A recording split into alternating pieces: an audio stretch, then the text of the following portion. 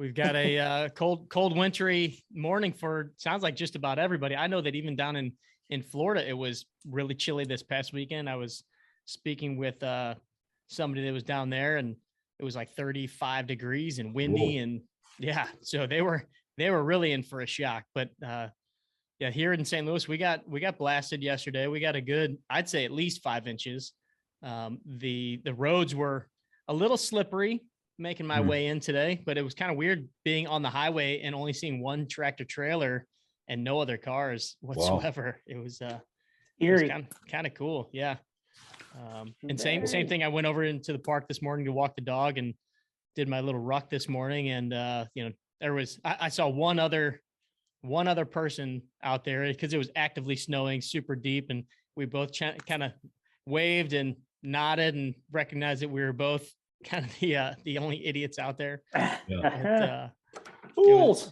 It was fun. So speaking of the cold morning walk, and I see Marina's on, we for those of you that haven't been on a couple of the calls, we talked about this Chimera apparel wear that Marina is sporting right now, as a matter of fact. And she introduced us to Mike, one of the heads of that company. And so they sent us a little bit of gear, and it's so Marina, I did wear it this morning. So it's infrared technology compression garments is what I have, the base layers. And so it was like compression pants, compression shirt, and it has infrared technology in it that actually takes your body heat and transfers it into infrared energy to help basically kind of help with vascularization, all these different things. So I wanted to test it out this morning and see if I noticed a difference with just the warmth. It was 15 degrees out when I went for my walk. And I just had, I had the base layer on, I had just a hoodie sweatshirt, and then I did have my regular coat on. But what I noticed, it was pretty cool. I just have chronic finger and toe issues in the cold where I get numb, like super bitterly cold.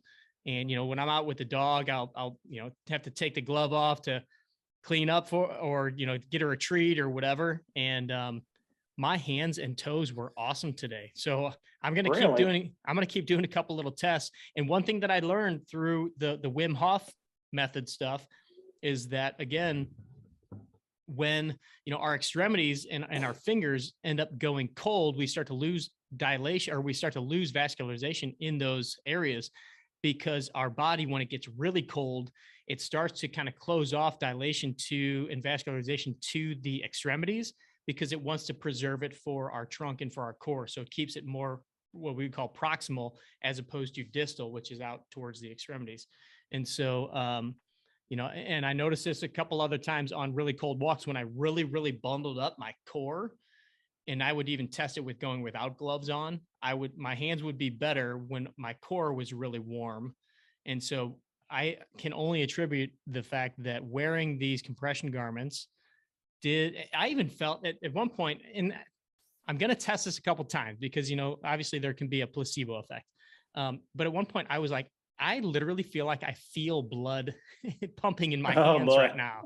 Now I'm also walking. I have a weighted pack on, so I'm exercising too. So there's a piece to it that, there's a lot of moving parts here, but I've been doing that for several weeks now.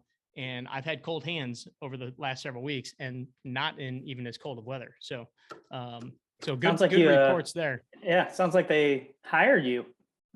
I know, right? And we have no affiliation with them. They just sent us one pair of uppers and lowers. Ryan hasn't even gotten his yet. We have no affiliation. We're not promoting this for profit. Just testing it out. We like to be test dummies for things, as you guys know. So it was pretty cool. So Marina, obviously you've kind of spoken about your experience, but yeah, that's kind of what I noticed. It was kind of cool. That's really cool, Jeff, to hear. Did you check out your leggings? I wore the leggings today too.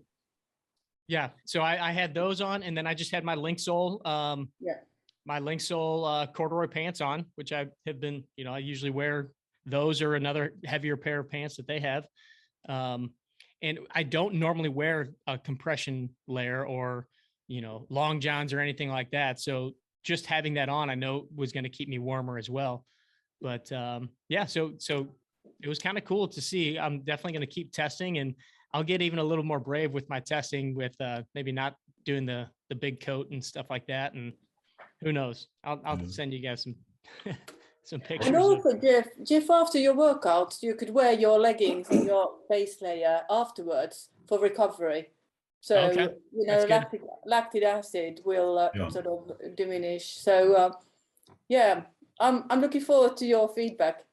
Excellent. And I know we've got our buddy John Shepard is on the line here. John's a big runner too, so I would imagine this stuff could be pretty popular in the running world as well, especially on some of those cold trail runs and things like what Ryan and I did over at Pierre Marquette or those kind of things. So yeah, I'll keep you guys posted with our experience, and I'm sure Ryan will do some testing on it, and we'll have some fun with it.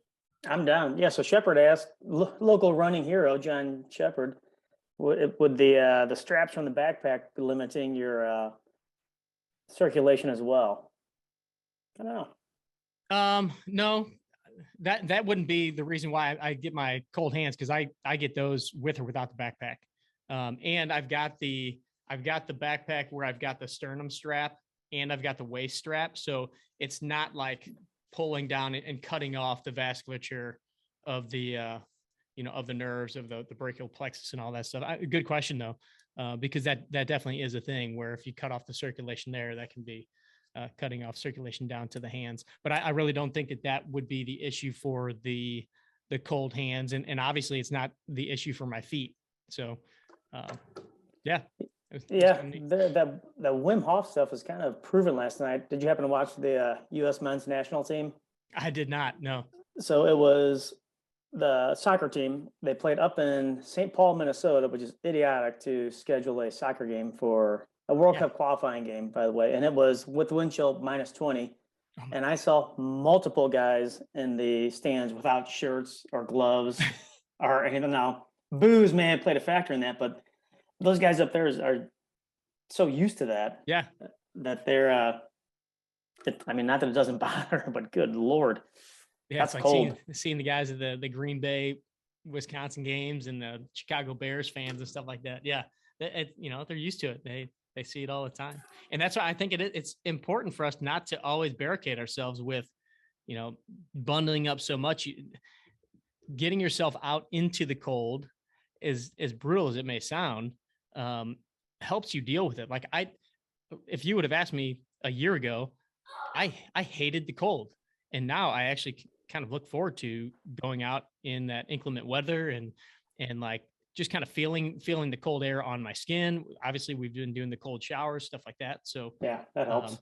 I am definitely, now I still haven't recently had to go stand on the sidelines of a soccer game when I'm coaching. So I may have a different feeling of it then, but to get out and actually move in it is not an issue anymore.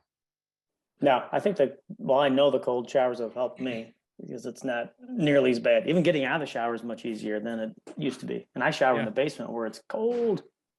Yeah, because now getting out feels warmer than being in. All relative, man. Yep. Cool. What else is going on here, Rhino? Well, it's been consistency week. We've been talking about that quite a bit, sticking to your workouts, and really in the gym, on the course. Especially on the course, I think maybe they're equal. It's so hard to be consistent. It's such a mental thing. They hit a couple bad shots. Oh, that's it. I'm done. So it's, you miss a workout or two workouts, then I'm done. So it's, and I know we kind of been talking about, different tips and tricks that we use to try to stay consistent with the workouts, especially. And the one today, I didn't realize I was doing it. So when I work out, I watch TV I still work out in my parents' basement. So I'll start watching like a TV series, and then I'll get into it, but I won't allow myself to watch it outside of the workouts. So meaning, like, I was watching the league that just entered. Letterkenny is a perfect example. And I'm like, oh, I want to see the next one. But I won't do it. So then I look forward to going to watch Letterkenny whilst working out. So it keeps me wanting to go back. Yeah, that's huge. That correlation there of couple, habit coupling, putting two things together. One maybe that you don't necessarily at first really enjoy, with something else that you do enjoy. And that's the perfect example of you watching TV. First of all, I'm glad you're only working out in your parents' basement, not living in your parents' basement. Long removed from that. But yeah, like to have something that is, I was thinking about this on my ruck today. And it's kind of like, we have these things that we maybe deem as, not impossible, but hard, like things that we don't really want to do. And then really, once you kind of get into doing them, you realize it wasn't as bad as you thought it was going to be. And then sometimes you even actually end up enjoying it, or it starts to become way easier. So again, we keep using this example of the cold showers, or like even like these morning walks in the snow or cold or whatever, or whether it be your workout. And it's like, when you first think about, oh, I need to work out every day for 40 minutes, or I need to work out 3 days a week, even, you kind of think like, man, that's going to be so hard to do. My schedule is so tight. I've got all these different things. And then you force yourself to do it at first. So it's that inertia that is so hard at the very beginning to overcome. It's just like pushing the train, right? But once you get over it and you do it a couple times, then it's like, oh, that's not so bad. And then eventually you get to the point where you're like, if you miss one of those workouts, you're kind of pissed, or, Right. you kind of get mad because all of a sudden you screwed up this new schedule and you enjoy it. But if you're struggling to find something, if you're struggling to get to that point where you get that inertia going, this is a great thing to do. Tie it in with something that you really like, or tie it in with some sort of a reward, even, like give yourself a little something for going to do the workout. So that's all it is you're rewarding yourself there with watching TV. Right. Now, another trick, or not tactic, I guess you could call it, is, it's kind of similar, but not necessarily the same, is I think James Clear is the one that I've originally heard talk about this. Maybe it was Charles Duhigg, but habit stacking, where you tie something to another thing that you already do automatically. So could be like brushing your teeth. If you want to, let's say you want to meditate and you want to get that as part of your routine, you could say, okay, every time I brush my teeth, and immediately when I follow, I go do my meditation. And so you start to basically bring it into your regular schedule. My son has actually started doing this. It's kind of cool. He started doing push-ups every day. And so every night he goes upstairs, which I still think it's funny that he waits till right before going to bed to do them.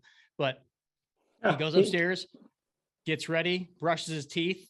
And then all of a sudden, if I'm upstairs in my room, that we have this little hallway outside my bedroom, I hear like this little grunting. I'm like, what is that? And then I remember like, oh, that's Sam doing his push-ups out there. And it's so cool because he started with, I think it was 10 a day. And I'm like, how many push-ups you're up to? He's like, I do 30 every day.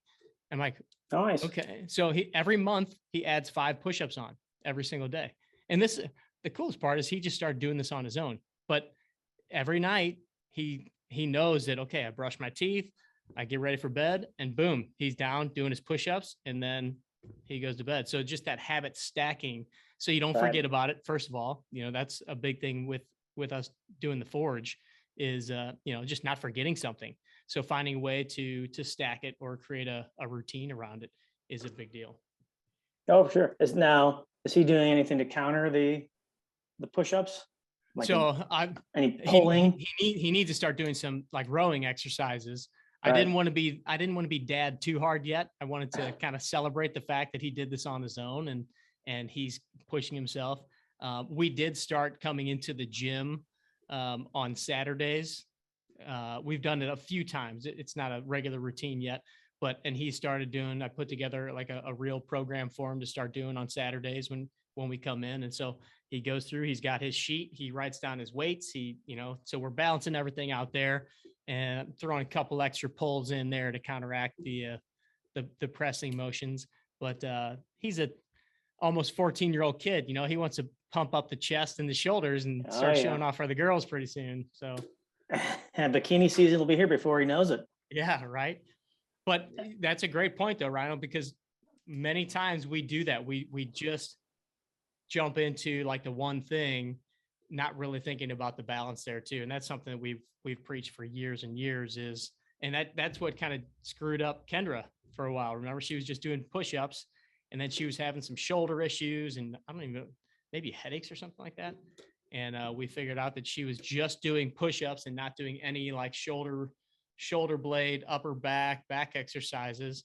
And so she was kind of doing the opposite of what she needed most. And it started causing some overuse issues.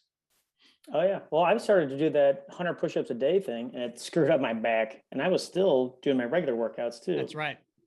It took 3 days. My back was jacked up for 5 days after that. Like, oh, that's the end of that challenge. Yeah.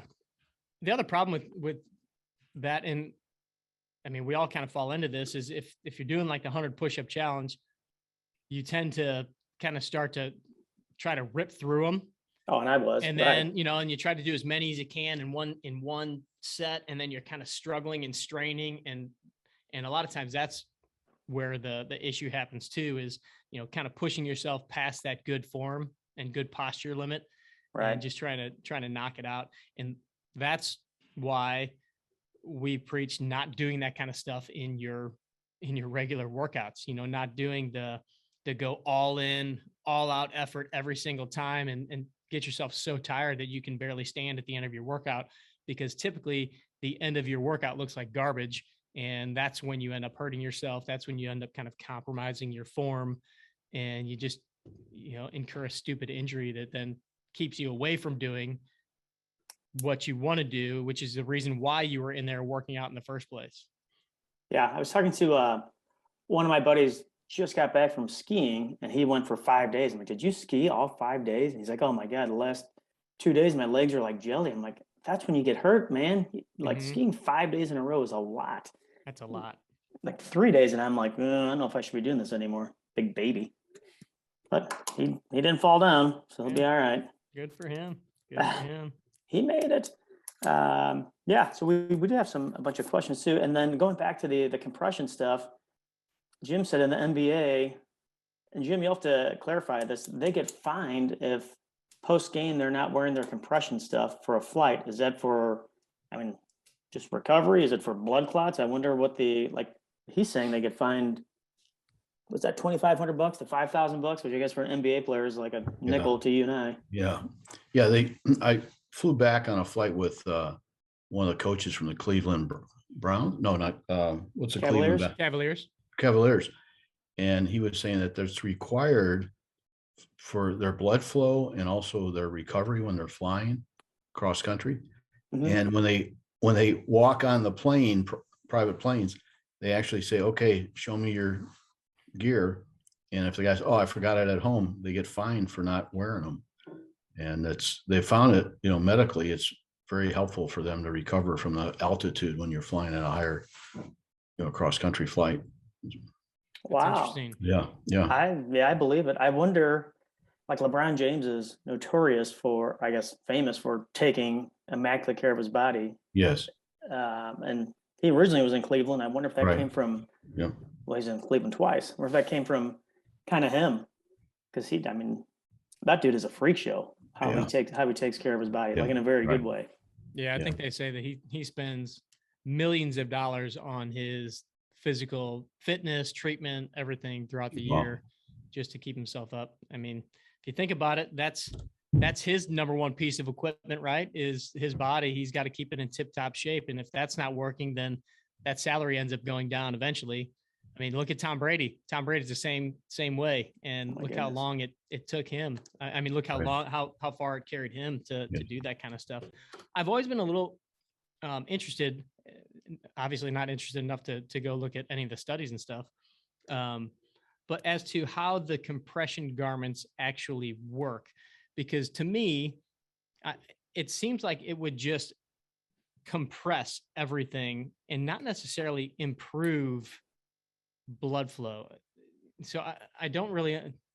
Now the Chimera gear, I understand, has a different technology in it where it's actually it's supposed to help with vascularization, that kind of thing. Even when I was looking into compression socks for our trail run, I was getting them more for the support and compression on the muscles. And actually maybe John has some insight on this too, but I was getting it more for a compression on the muscles to help take a little bit of tension off of the muscles when running. Both Ryan and I had some calf issues going into this event. And so I just wanted to make sure that, just like wrapping up a muscle, creating a little bit of compression on it will help reduce the tension. It almost spreads out the surface area of where the tension is. That's why when you wear a band around your elbow for tennis elbow, that's what it's doing. It's compressing it. So there's not just one point of contact of the tendons pulling, it's more dispersed amongst the muscle. So the compression socks to me I was looking at them mainly to help get that support. John, do you have any insight on that for us as far as like the actual circulation? I know obviously they use it post-surgery to prevent blood clots and things like that. Yeah, so there's two reasons. One is during exercise, which you just mentioned, as it lessens the vibrations. If you think about shin splints, stuff like that, I mean, it just keeps the muscle kind of more stable in one place. And then post, right? So if you have you have compression socks and compression sleeves. So the sleeves are the ones that just go over the calves, and those are the ones that are meant for exercise. They don't recommend that you wear those outside of exercise because of blood clotting. So if you think about it, it's cutting off at the ankle, and then it's harder for that blood to come up from the foot. But the compression socks do that because they go all the way down to the foot and promote the blood flow back up. Yeah, so during exercise, less vibration, things like that. Then post-exercise, it's supposed to help basically flush the blood system out, right, of lactic acid built up. And so I did this, I think my first marathon that I did, I typically wasn't a compression guy, but I was like, I'm gonna wear them for my first marathon. And you're not supposed to do that first for anything during a race, but I will say recovery time was a hell of a lot better when wearing compression versus than long run without it. And that again, the placebo effect, right? But yeah, I think it does help flush the blood system of that lactic acid buildup and promotes faster recovery. Yeah, I'm gonna have to do a little digging on that because again, like if we go back to the cold studies that we've talked about and having Gary Reinl on the show, and I don't know if you've listened to that episode, John, or ever or seen the book. Let's see, it's called Iced, the illusionary treatment option, and basically it talks about how we've all been told to use ice to reduce inflammation, but really what cold and ice therapy does is it really just it slows down the process. It doesn't help reduce inflammation. It just like freezes everything. So what really helps with inflammation is the pumping, is the pumping of getting that fluid out of there. And the real thing that works is the pumping of the muscles. And so the idea is that the most beneficial way to get rid of inflammation is through active muscle contraction or electrical stimulation to cause muscles to contract. And that's like the pumping system that basically pushes it up into the lymphatic system. So the compression sleeves and compression stockings, there's no pumping, but there's got to be some sort of a balance there with you walking, moving your muscles and stuff like that. And it's squeezing that it's going to end up kind of pushing it out.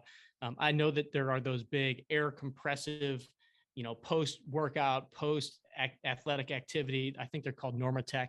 They've got where they kind of squeeze, and some of those actually do kind of squeeze in a fashion to like move up towards your trunk. So it actually is supposed to almost kind of like squeeze it, almost like you're squeezing the toothpaste out of a tube, where it's like pushing it up towards your midsection.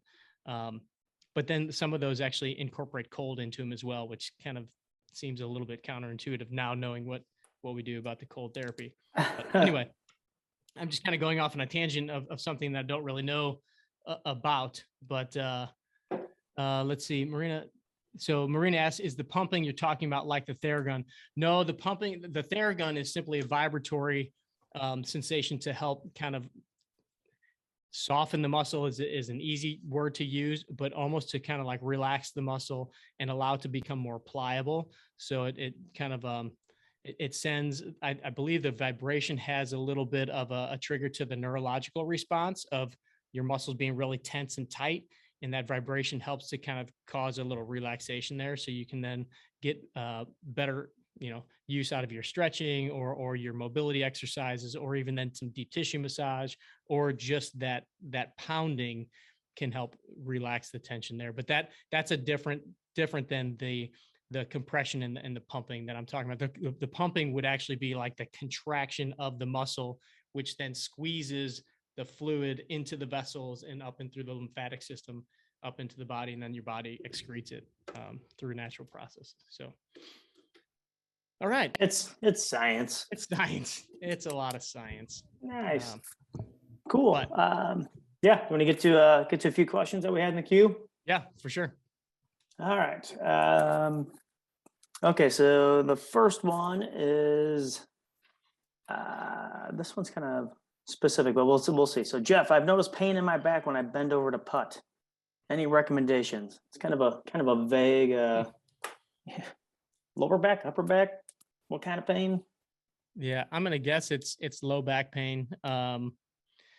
So yeah, back pain obviously is a very, very common thing for all golfers. And I think we typically think about it regarding the full swing, but I would venture to say that putting, golfers tend to notice back pain when they're putting more so than anything, because they are just kind of holding in that kind of bent forward posture. So the first thing that I would look at in your putting posture would be, what mechanism do you use to get yourself over the ball? Are you hinging more from your hips, or are you rounding at your upper back? Most of the time when somebody has back pain and consistent back pain with this, we tend to see that they don't utilize that hip hinge very well. And this may go for their regular golf stance as well.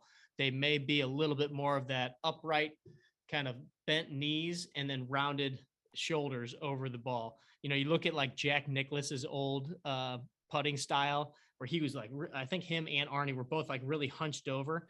Yeah. Jack Nicklaus had awful back pain, by the way. But you look at that and then you see some of the guys on tour, and you look at their posture now these days. Look at how these guys are in a much, much more hinged posture. Let me back my camera up here a little bit so you guys can see all the things.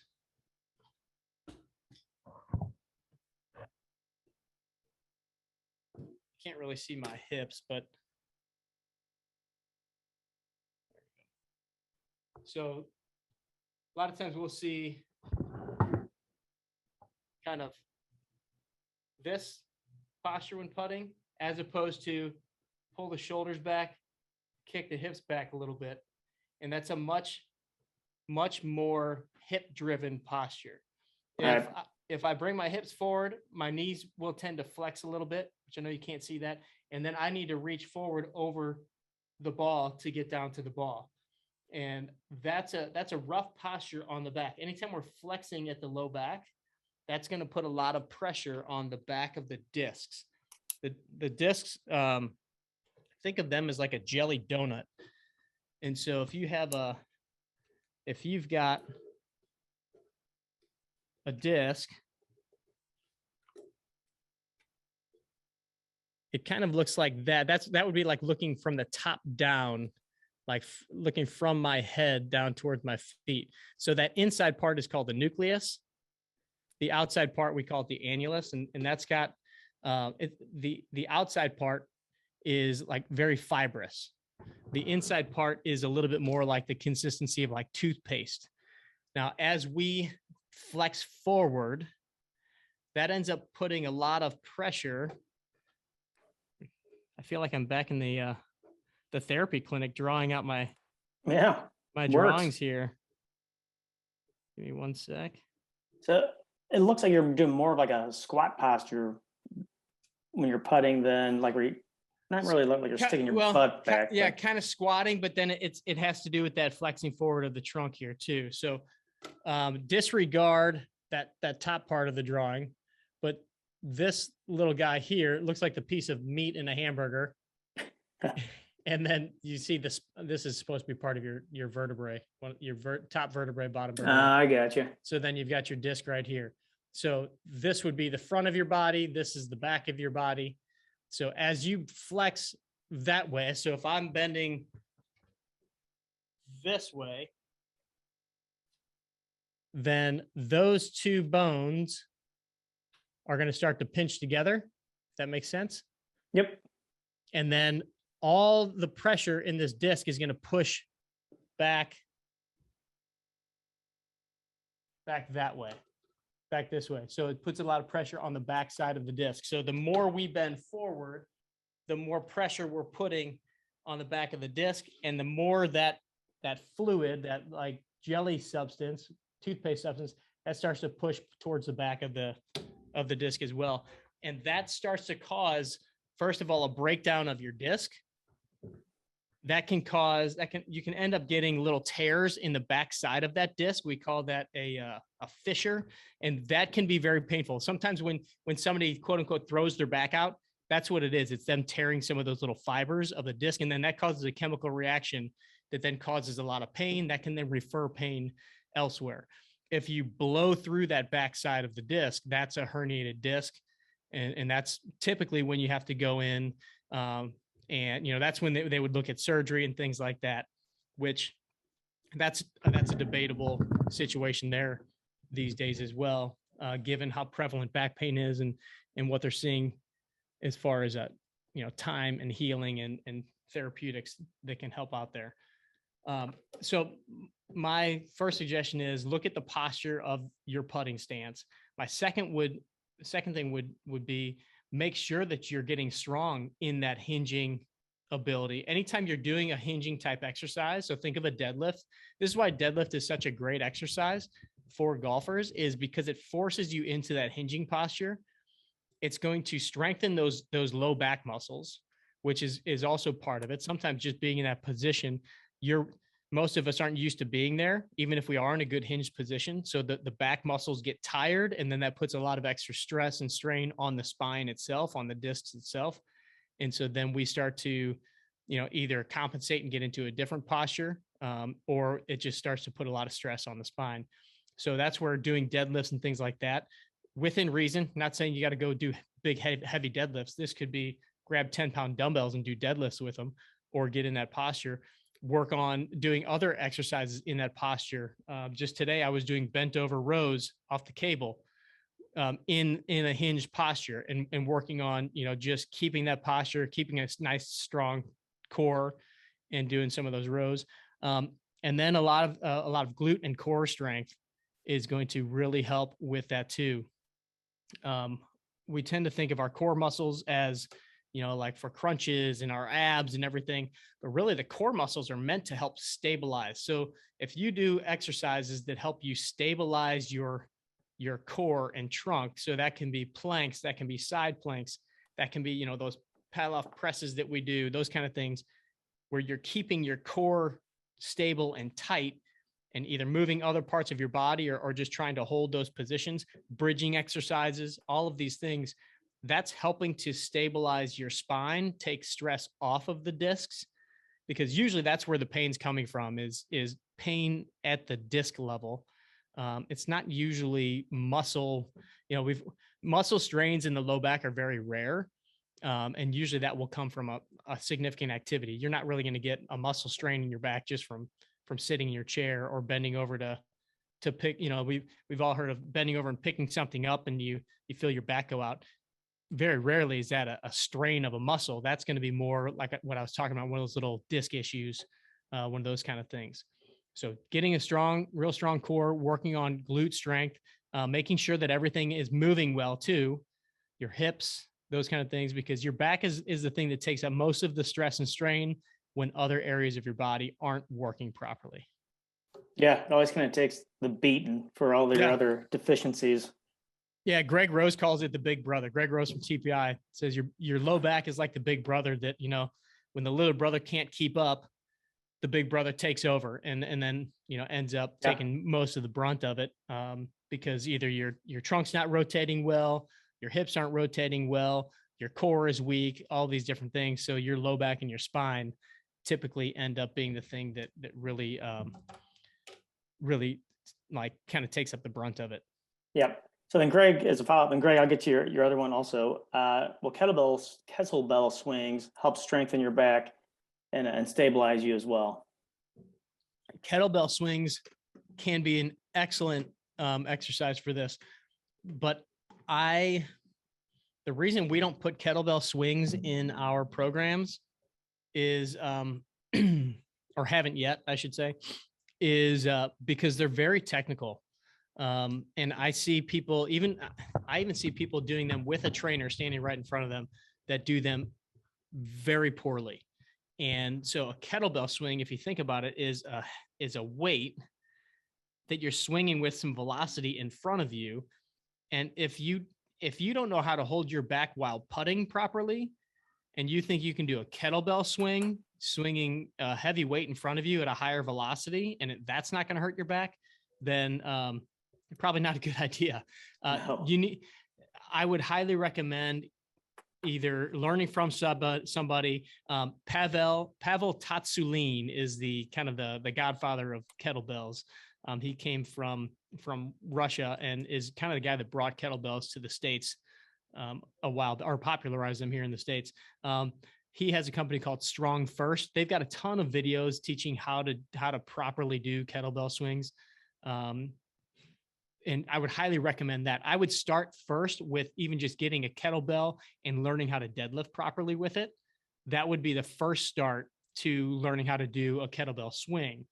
And then you can kind of work your way into that, because you have to know how to load the hips. You have to know how to get the hips hinging backwards properly and like sink into them without, again, just bending forward at your back. Because most people end up doing their kettlebell swings from their low back rather than from their hip hinge. And that's a big problem. That's why I've been really reluctant. I will do kettlebell swings in my workout on occasion. I don't do it a ton, but it's a great exercise. But I haven't put them in there yet in our programs online, just because I know that it takes a lot of a technique to do that. So, and Ryan, we've even had in the past, we had a couple of Caitlin Sharpless. We had her do a video a long time ago. Nicholas Zaher, he did some videos. So we have some videos on YouTube, our 18 Strong YouTube from a long time ago with a couple of other coaches teaching kettlebell lifts that you could go back and check out. But yeah, I would, unless you have experience with the kettlebell and doing some swings, I wouldn't recommend starting there. I would recommend starting with simple deadlifts and getting really good posture there. Yeah, it seems like a very CrossFit-ish thing to do. Kettlebell swings. They're like doing them as fast as you possibly can, which can't be a good idea. Well, it depends. I mean, the people that you see doing, I mean, yeah, if you walk into a CrossFit gym and everybody's doing kettlebell swings, you're going to see some really bad ones, because a lot of times they do those for time, they do those for heavy weight. But you'll see a couple of people in there that are doing them extremely strictly and doing them really well, and they can get you extremely strong, and they're a great exercise for building power in your golf swing, because it's such a ballistic move. I mean, if you think about it, it's a squat and there's an explosion, or like a hinging and explosion, which is perfect for the golf swing. So if you can do them, and if you get good at them, they can be a really, really great exercise, but you just got to be really careful. I saw in here, Elliot said, Jeff, please talk about posterior weight shift during the hinge. Great point there. So posterior meaning towards your backside. When you hinge, and this goes for your golf stance, your regular golf stance, this goes for your kettlebell lift or your deadlift, this goes for your putting stance. I am going to get this to where you can see my hips here. If I'm hinging properly, so my hips are there. If I hinge properly, my hips go backwards, right? Yep. As I hinge backwards, my center of gravity is shifting a little bit backwards too, which means that my weight needs to get a little bit more towards the back of my feet. So when you're getting into your golf stance, if you find that you're on your toes, you're not hinging properly. Or if you are hinging, you're kind of tipping, and then you're going to feel off balance. When you hinge, you should feel, and you get into your stance or you get into your putting stance, what I want you to feel is that no matter what direction, if somebody came up and tried to push on you, push you forward, push you backwards, that your weight in your feet is ground into the ground, and they couldn't push you forward or backwards. So I don't want you too far in your heels because you'll tip backwards. I don't want you too far into your toes because you'll tip forward. But as you hinge properly, keep your chest up and you let your hips go backwards, your weight should shift a little bit back towards your heels, kind of like midfoot to heels, right in between there. So thanks for pointing that out, Elliot. And that goes for your deadlifts and everything. I don't want, like in a deadlift, I don't want your toes flopping up. I see that sometimes too. People go too far back towards their heels and shift too far back where their toes are coming up. I don't want that either. I want you to feel really grounded with your feet. If you think about how much torque and pressure and power come from your feet, they need to be like anchored into the ground where you can use them as you rotate into your backswing, and then as you explode into your follow through and or impact and follow through. Gotcha. So that's funny you say that, because your feet are obviously parallel when you are addressing the ball. Excuse me. And I've gotten I wonder if I just thought to myself, why don't I put my left foot a little bit in front of my right foot because it's more stable, but it's only stable for that one direction. I can get pushed over from the back way easier. Right. And then you're going to, as a right-handed golfer, you're going to close off your ability to rotate onto your left side. That's going to kind of throw you towards the ball as you rotate. So yeah, you can't put if you want to, for different ball flights, people will do that. They'll adjust their feet a little bit. When I'm standing in my golf stance, I do flare my left toe a little bit, my left foot a little bit, just to be able to clear my left side a little bit better. And I highly recommend that for anybody that has trouble getting to their left side and getting all the way through. But yeah, you don't want to stagger your feet because then you're really going to throw off, basically your angle coming into the ball and your plane and all that stuff. Yeah, it's just silly things you think about when you're at the range and you're not consistent and you lose focus. Yeah, you lose focus and you're screwing around. Yeah. Gotcha. So back to the kind of the compression stuff. So Greg, so the recent clinicals show that the KT tape, when applied pre-workout and left on for 48 hours after your workout, it reduces your DOMS by 50%. So your delayed onset muscle soreness by 50%, which that's a huge number, by the way. Yeah. Greg, do you have a link to that? I'd like to see if you could even just email that to me at jeff@18strong.com. I'd like to see that study. Yeah, that's pretty wild. If I owned KT tape, I'd be putting that on billboards. Good Lord. All right, so duly noted. Probably find that. Oh, here we go. Will do. There were 5 studies in total. All right. Awesome. Okay, so where are these other questions? Okay, so Marina had a question about nutrition, shifting gears here. Could you elaborate on the third protein, carbs, fat, please? What are the best ones in those groups that you suggest we eat? So the best kinds of food, Marina? Is that what you're wondering? So in those different... Yes, please. Yes. I mean, I sort of know what you mean with the fat, for example, so all the good fat like olive oil and nuts and avocados.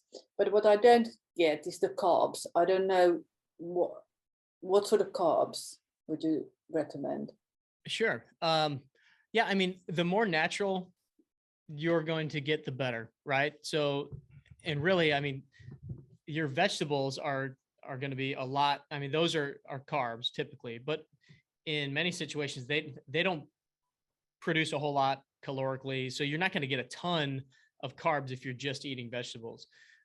So when I'm thinking of carbs, when you're on a very strict diet where you're really trying to dial things in, because you could go, there's the whole, if it fits your macros thing, that whole camp where no matter what, as long as it's in your macros, you can eat it. Pizza, ice cream, Twinkies.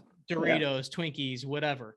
And to some extent, yeah, sure, you can do that. But long term, I just don't know what that ends up doing to your body. If you're going, that camp is pretty much strictly body composition focused. They're looking for, if I want to get shredded for a competition, I want to get down to, 6% body fat. That's where that camp short term, that works just fine, because it boils down to calories and it boils down to, your macros and making sure that those things fit. Great. But we like to preach a little bit more of a holistic approach, a little longer term approach. So when I'm looking at that, again, we talk about, getting whatever caloric need you need for your goal. So whether that be fat loss, whether that be muscle gain, all of those different things, we've kind of laid out a couple calculations there, which we can tell you guys in a minute if you want to know that. But if you're hitting that caloric goal, what we then look at is, okay, how is that broken down in the different macro profiles? First and foremost, we'll look at protein, which we've talked about. And we kind of start out with the third protocol. A third of your calories from protein, a third of your calories from fat, a third of your calories from carbs. But really, my main concern, number one, is make sure you get the protein right. If you get the protein right, studies have shown that the carbs and fats balance is not quite as important until you need to start dialing those things even a little bit more. Now, when it comes to the fats, you're right. The good fats are going to be your oil, good oils, your avocados, your nuts, things like that. As far as carbs, what I'm really looking at is, of course, the vegetables. And some of those people will even consider net carbs, where they don't even count some of those. But I'm looking at like sweet potatoes, regular white potatoes, rice, those kinds of things. Even, you can even get into pastas and things like that. But as long as it's fitting within that band, where you want to draw the line is really, when you're dialing it in, is, trying to get away from the really processed stuff, trying to get away from, the crackers and the chips and like those kinds of processed starchy carbs, kind of anything that you have to open up a bag that's crunchy to eat, pretzels, like those kind of things. Those are going to fall in kind of the not great carb range. They're delicious, and I love all of them, potato chips, all of that stuff. But ideally, you want to stick with, kind of the potatoes, rice, those kind of things. I'm sure there's several others that I'm missing. Those are kind of the ones that I include into my diet on occasion. If I've gotten my workout in, I then allow myself to get some of those kind of carbs into my diet. Or if I know that I'm trying to increase muscle mass, that will require a little bit more on the carb side. In fact, so my goal, and I want to go a couple of weeks ago, if you guys recall, we talked about my frustration of the first several weeks of the Forge and how things weren't changing. And so I did end up dialing in, like we talked about that week. I'll share my results in a bit. But so just this past week, I did my body fat, and every Monday I send my buddy Tony. Y'all know Tony on here.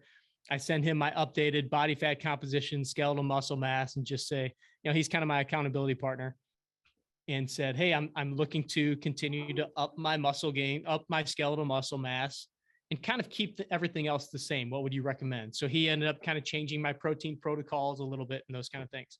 And so that all goes back to that whole dialing in process. So you start with a third, and then you start to kind of play around with things, what's working, what's not. And then, it's like a puzzle piece.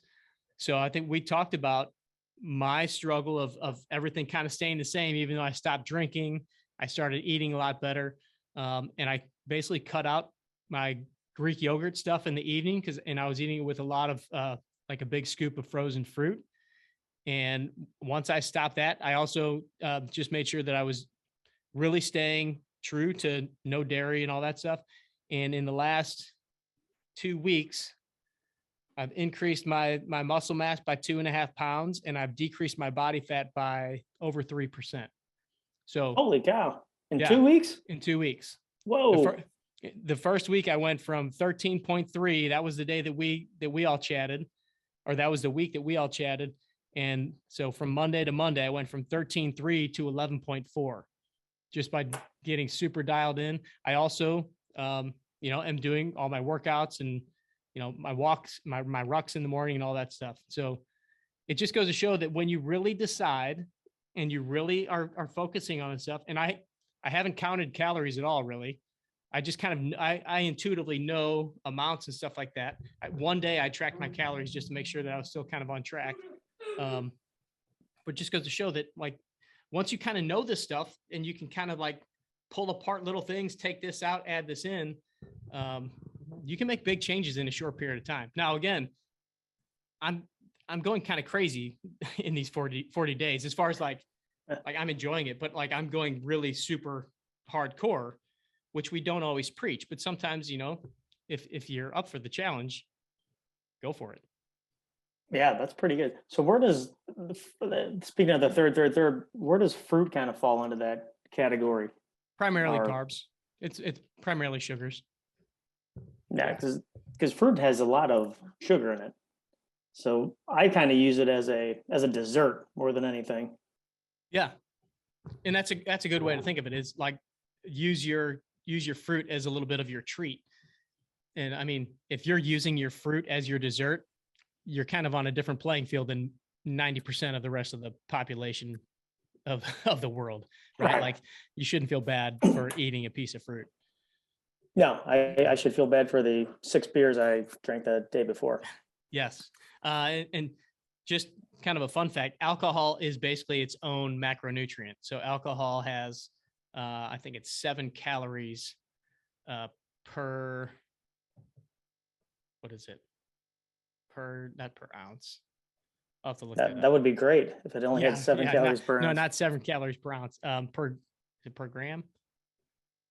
I'll have to look that up. I just saw something from First Form, but basically alcohol is kind of considered its own macronutrient. So you can, if you're trying to track that in your macro profile, you kind of substitute your alcohol calories for your fat, try to substitute that for your fat or Right.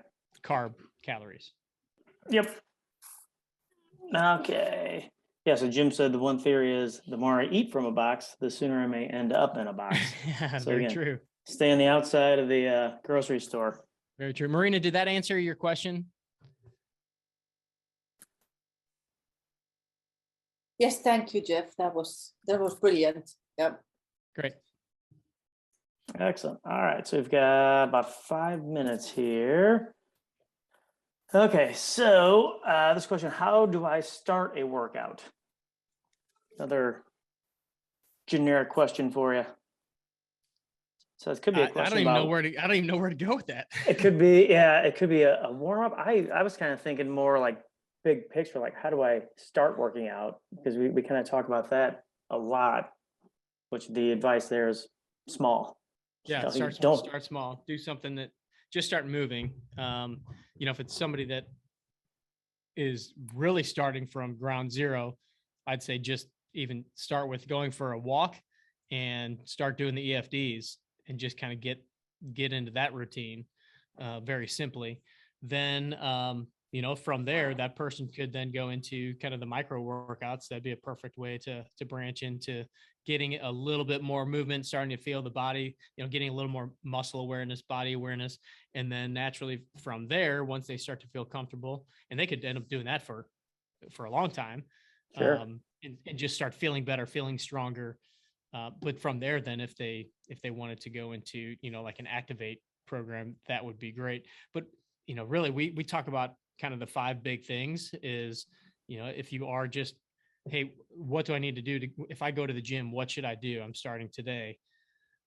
Very simple is do something where you're pushing, do something where you're pulling, Do something where you're like hinging, like we were talking about. So like a bridge or a deadlift or something like that. Deadlift's a little bit technical to start with. So maybe do like just get on the ground and do like a hip thrust kind of a move, and then do like a squat or a lunge or something like that. And then, as a golfer, we like to have you do some sort of rotation or anti-rotation drill. Those are kind of our 5 big things. And then I also kind of like to throw in the fact that, the shoulders and the hips are usually kind of the accessory movements that we would throw into a workout too. So some sort of rotator cuff exercise, some sort of like reverse fly or something where you're working the upper back, and then doing some sort of kind of hip exercise, maybe, like we call it the side hip plank, where you're kind of in a plank on your outside of your knee, or get one of the rubber bands and do like some sidewalks, just because we know that as golfers, the hips, the upper back are big areas that we want to work on too. So those are some of those things. I think if the person was talking about how, like literally, how do I begin? Like, I'm about to work out, what should I do Right. to start? So maybe a little bit more of a warm-up question kind of a thing. I don't think that you need to do a huge full-blown 20-30 minute warm-up, because most people complain that they don't have time to do a 30-minute workout. So to try to get people to do a 20-minute warm-up isn't going to make sense either. So I would say, get your body moving. The EFDs could be a perfect little warm-up to before you go to do your strength training session. You could do that. And then, or, just do get on a bike, get on the treadmill, and just get the body moving a little bit. But then I would like you to do some sort of dynamic movement that's kind of geared towards what you're going to be doing in the gym. So if I know that I'm going in and I'm going to do a lower body workout, I'm not going to go do a bunch of like band rows and stuff like that and get my shoulders really loosened up, because it doesn't make sense. I'm going to go in, I might do a couple, sets of walking lunges. I might get on the ground, do some 90-90s, get the hips moving. I might do some calf raises just to kind of get those muscles loosened up and ready to work. And then if my first 2 sets, I typically, whatever the first 2 sets or first 2 exercises are, because I'm typically going to superset those, I will do a couple sets, 1, 2, 3 sets of a really light version of that exercise. So if I'm going to go do some squats, even just with dumbbells, I'll go do some body weight squats first. And if I'm going to pair that with some pull-ups, then I'll go to the lat pull down machine, and if I'm doing like a hammer grip, if I'm supposed to do a hammer grip pull up for my working sets, I'll go get the hammer style handle, and I'll do some really light pull downs just to get the right muscle groups working. And then I'll go back to the squats, and maybe I grab a light, maybe I grab 10 pounds, 20 pounds, 30-pound dumbbells and do another set and consider that my warm-up set. And then when I'm ready to really start my workout, I will then call that my first working set. I'll try to start at or above the weight that I started at last week. And then I'll see how I feel after that set. And if I can go up a little bit in weight, I'll go up a little bit in weight. If I can't, or for some reason, if I'm dragging a little bit and I feel like even that weight was a little heavy, I'll back the weight down. So it's a constant assessment of where am I right now? I don't care what I started at last week. That gives me a gauge. But if I feel like shit today, I'm not going to try to do it just because that's what I did last week. If I know that that's kind of a stupid decision, again, our don't be stupid rule.